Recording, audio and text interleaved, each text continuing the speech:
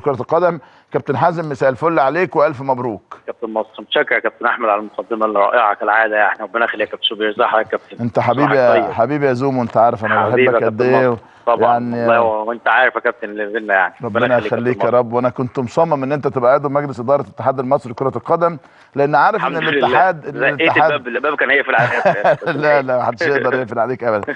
حازم، يعني عجبني تصريح قلته النهارده بس الا حته، وهو وانت راجل محلل دوريات اوروبيه وبطولات عالميه، وهو تصريح الخاص بالكوره، انه انت قلت من 2018 هنوحد كره القدم، الكره اللي بتلعب بيها الدوري العام كويس، بس نفسي ليه مش من الدور الثاني او ليه مش بعد شويه يا حازم؟ والله يا كابتن بص، يعني انا ان شاء الله هنعملها، بس انا ما اقدر، يعني ما عندناش حاجه في ايدينا لسه يا كابتن. احنا بنشتغل على النهارده كنا قاعدين مع الشركه الراعيه لينا، والناس يعني اتكلمت معاهم في الفكره. الناس متقبله، لكن لازم نشوفها في خلال عقود، ولازم نشوفها في خلال امكانيات تتعمل. السنه دي صعب جدا انها تتعمل، صعب، لكن ممكن تكون من السنه الجايه تتعمل ان شاء الله. بس عايز طبعا بروسيجرز، وعايزه عقود جديده، وعايزه شكل جديد. فبس ممكن هنسعى ليها، هنشتغل ليها ان شاء الله يا كابتن، وان شاء الله يكون باذن الله. نتمنى، لكن طبعا هي بقى مش حاجه اكيده لسه طبعا، كل حاجه لسه بنتكلم، لكن هنسعى ان احنا يكون عندنا شكل محترم لكره لينا للدوري.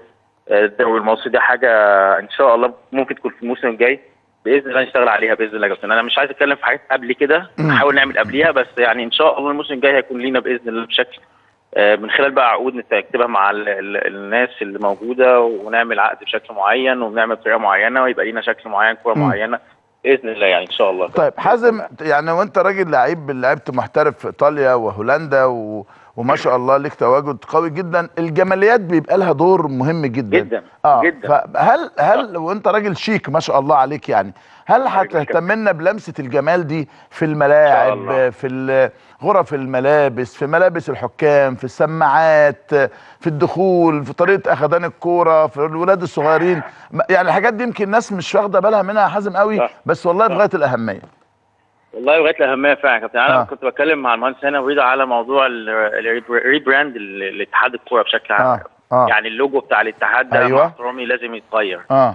يبقى في لوجو للدوري العام مختلف عن لوجو الاتحاد، يبقى في لوجو للمنتخب مختلف عن لوجو الاتحاد، زي ما العالم كله عنده يعني. يعني لوجو الاتحاد الايطالي غير لوجو الدوري غير لوجو الكاس.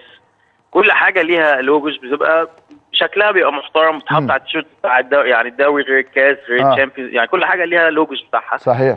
يعني دي حاجات سهله ومش صعبه، بس بتخلي لك شكل حلو شويه.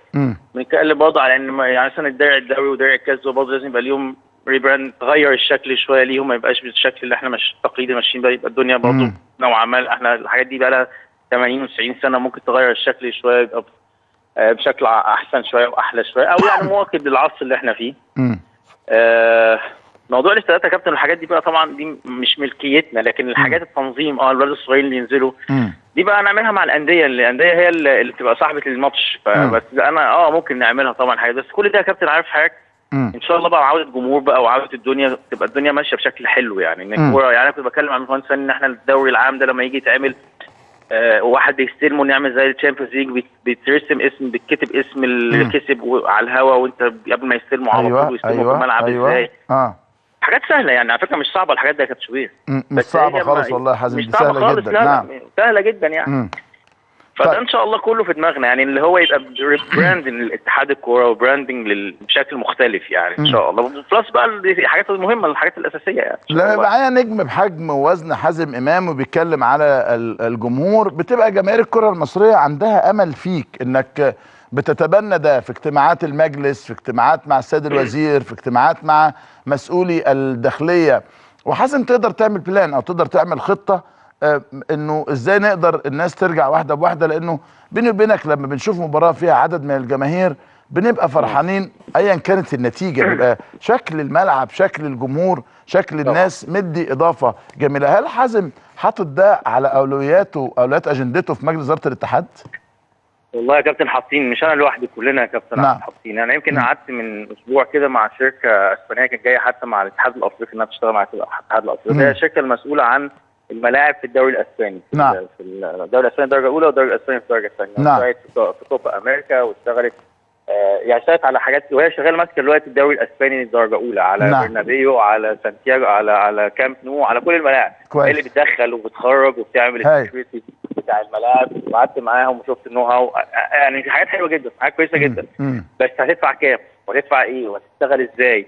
حاجات كتيره جدا يا كابتن، وعايزه يعني تكنولوجيا عاليه، وعايزه موضوع مش اتحاد كوره بس، موضوع دوله، موضوع وزاره الشباب، موضوع وزاره الداخليه.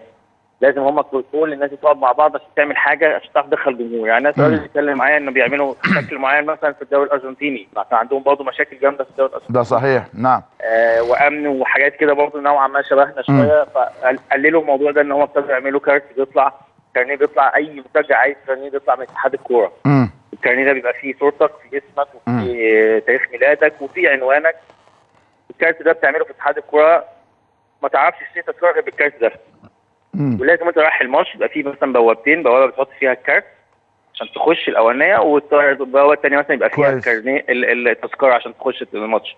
فالكارت ده اول ما تخش بيعمل لك على طول انت مين ومش عارف ايه وخلاص، والثانيه بيبقى معاك تذكره، فتبقى ضامن وعارف مين اللي قاعد فين، اسمه ايه وكده. فالدنيا ده بيبقى بس عايز فلوس مثلا كتير يا كابتن، مش حد يقدر يوفر الحاجات دي، بس لازم يبقى فيها بقى وزاره الشباب، يبقى فيها الامن يعني الداخليه. الحاجات اللي انت عارف يا كابتن مصر قبل ايه طبعا، ان دلوقتي الموضوع مش الاتحاد هو اللي بيحدد الساعه. الامن هو اللي بيحدد. صحيح. الحاجات دي كلها، لكن انا عليا تحكم ان انا اوجد حاجات، حلول، واديها لهم في الامن بقى، هم يشوفوا ان احنا بنوجد لهم حلول عشان يدخلوا الناس. يعني نعم. الناس تخش كويس ب 5000 ب 7000 ب 3000، بس الناس تاخد الاكشن يعني. فانا دوري حتى وانا بره الاتحاد بقول كده، ان احنا اتحاد الكوره عليه دور ان هو يقدم حلول. نعم. كذا حل، والناس تختار يعني، لكن ما نقعدش على طول قايلين اصل الامن اصل الامن. لا، يعني الامن لازم يتجاوب والناس تشتغل، بس هو عايز حلول، تديله حلول عشان برضه ايه، تديله كذا حاجه وهو يشتغل عليها يعني. فده اللي بنعمله والله يا كابتن ان شاء الله. وما انت قعد كذا قاعده مع الناس في الامن واشتغل على الموضوع ده، وان شاء الله يعني الموضوع يتطور الفتره الجايه باذن الله. منتخبنا الوطني خلاص احنا على اعتاب اول مباراه في التصفيات ان شاء الله. غالبا اظن بكره السفر، ربنا يوفقهم يا رب ان شاء الله، او الجمعه السفر ان شاء الله، ربنا يوفقهم ويرجعوا لنا منتصرين.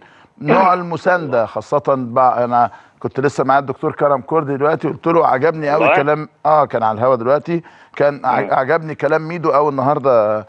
حازم هو يعني بيطالب بالمسانده والمؤازره، وانا عارف قد ايه ميدو صاحبك وصديقك يعني، انه ازاي نقدر نقف جنب المنتخب. وقال ميدو بالحرف انه المؤامرات لن تصل بنا للمونديال، وقال ان الحديث عن رحيل كوبر ووجود مفاوضات مع مدرب اخر في هذا التوقيت يعتبر عار على الكره المصريه. والله حاجه تجنن يا كابتن، حاجه تجنن يعني. انا التصريح ده مش مصدقه يعني. يعني انا مش عارف مين اللي عمل التصريح، بغض النظر انا ما اعرفش مين والله، ولا وممكن يكون افتكاسه من واحد يعني كاتبها. يعني حتى لو افتكاسه، ده مصري المفروض، وفي الاخر وفي الاول مصري، صحيح. يحب يعني البلد اللي فيه، واكيد عايز مصر تبقى انا مش فاهم يعني، مش عارف ايه سبب المقوله اللي طلعت فجاه كده. واحد داخل عنده ماتش كاس عالم بعد 4 ايام، وهو واصل افريقيا، وواصل اول مجموعته في افريقيا، وعامل شغل، وطلع واخد من نيجيريا 4 نقط من 6 نقط، ومفيش اي مشاكل خالص. ايه فجاه طلعت يعني انه هيمشي؟ ايه الهدف وايه الفكر؟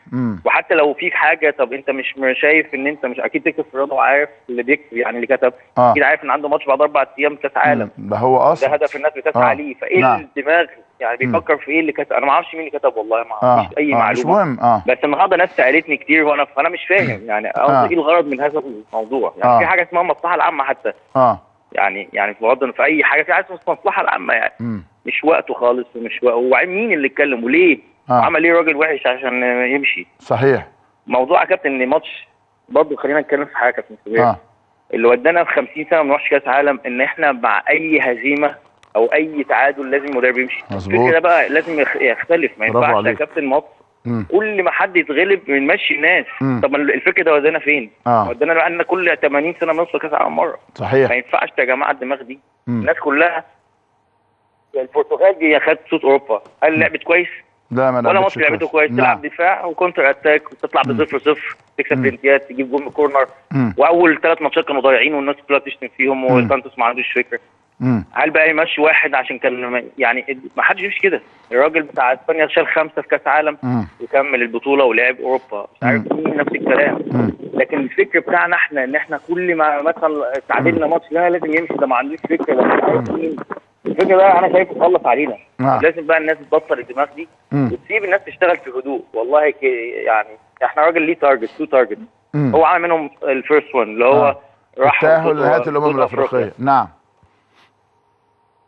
والثانيه كاس عالم، فهو لسه هيبتدي. فيعني الراجل زعيم منه ليه؟ انا مش فاهم. طيب وبعدين بتقول لك اصل اداؤه الفني مش عارف ايه. طب على رايك البرتغال لعبت كويس. احنا مش البرازيل بتخسر 7 كمان يعني وفي ملعبها. احنا مثلا مش البرازيل اللي هو طول عمرها بتمتع العالم والناس كلها مستنيه مصر تعمل ايه. احنا على مستوى العالم ما عملنا، ما حدش يعني في ناس ما بتعرفش مصر على مستوى العالم. في افريقيا جامدين بس على مستوى العالم لو رحت بورتريكو، رحت بنما، رحت كولومبيا، مش هيفتكر انك لعبت في 90، لان احنا بالنسبه لهم زي احنا مثلا منتخب كوستاريكا في كاس العالم عمل ايه؟ مش راح مره ولا مرتين. مظبوط. فلازم نتعامل على الوضع ده. ان احنا مش لازم نلعب كويس قوي ونكسب. يعني احنا لسه في مرحله بقى لنا 6 سنين ما بنروحش بطوله افريقيا. فروحنا كويس جدا، الراجل عمل خطوه حلوه، خلى اللعيبه عندها ثقه. فالخطوه دي كاس العالم ان شاء الله نسعى عليها، والناس كلها لازم تقف وراها. طيب ليه حل تاني يعني. صحيح. ليه سؤالين عندك اختم بيهم باعتبارك يعني مندوب الشياكه داخل الاتحاد المصري لكره القدم.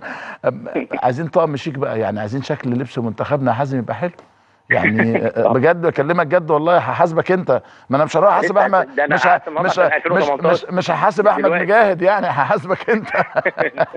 لا هو انا النهارده كنا قاعدين عشان 2018 لو احنا كاس عالم لكن هو اللبس بتاع افريقيا 17 ده اتعمل خلاص، مش احنا اللي عملناه. ماشي مش مشكله. خلاص 17. فان شاء الله لو في 18 بقى كاس عالم في روسيا تبقى بتقابلنا يا كابتن مصر في حاجه كويسه ان شاء الله. وحشتنا الماتشات الثقيله، مصر واسبانيا ومصر بقى والبرازيل ومصر وانجلترا ان شاء الله خارج مصر. يعني كنا بنلعبها في لندن، كنا بنلعبها في اسبانيا، كنا بنلعبها في الامارات، كنا بنلعبها في الدوحه. يعني هل في امل في عوده المباريات دي مره ثانيه؟ طبعا. بص يا باشمهندس، انت هتقدر يعني تعلم اكثر مني هاني ابو ريده وعلاقته وشغله. انا كنت عارفه معرفه اللي هو كابتن هاني وكابتن هاني. لما قعدت معاه على الترابيزه راجل فكره منظم، عنده جدول اعمال، بيشتغل بشكل منظم جدا، محدد الوقت جدا، بنشتغل في كل حاجه بوقت. انا بقول يا كابتن احنا ان شاء الله هيبقى محضرين حاجات كويسه، وان شاء الله هيبقى في شغل كويس. وهي بس احنا يعني هقول لك حاجه، احنا في الشهر ده اللي احنا قعدناه عملنا جدول للدوري العام بقى من نوعا ما باين لغايه تقريبا الاسبوع ال 30. قلنا هنلعب نوعا في الويك اند، ان كان خميس وجمعه او اربع وخميس وجمعه. دي حاجه كويسه انك تبقى دايما منظم وقت ماتشاتك في وقت الاجازات بتاعه البلد اللي انت فيها. ماتش مثلا اربع خميس وجمعه وسبت، او اربع وخميس وجمعه، يبقى معروف الجدول نوعا ما بتلعب فيه، مش كل الايام الاسبوع بتلعب فيها. ودي حاجه مهمه يا كابتن، عشان حتى وانت بتبيع دوري او بتشتغل على دوري تبقى دايما عارف مواعيده امتى. عملناها في شهر. النهارده هو بقى بعنا دوري الدرجه الثانيه ب 66 مليون جنيه في 3 سنين او سنتين سوري. رقم يعني كبير جدا على دوري الدرجه الثانيه اللي عمر ما كان حد بيفكر فيه. كل ده يا كابتن احنا في شهر تقريبا. فوالله شغالين وهنشتغل واكيد في مشاكل وهيحصل طبعا خناقات، ده طبيعي في العالم. الناس كلها بيحصل مشاكل، لكن قصدي ده يعني احنا ماشيين على تراك كويس. انا شايف الحمد لله بننجز بشكل كويس. فربنا يوفقنا يا كابتن ان شاء الله. تلاقي ماتشات وهتلاقي شغل كويس باذن الله ان شاء الله. كابتن حازم امام عضو مجلس اداره الاتحاد المصري لكره القدم، بشكرك شكرا جزيلا على هذه المداخله. صديقي العزيز وزميلنا العزيز محمد نصر.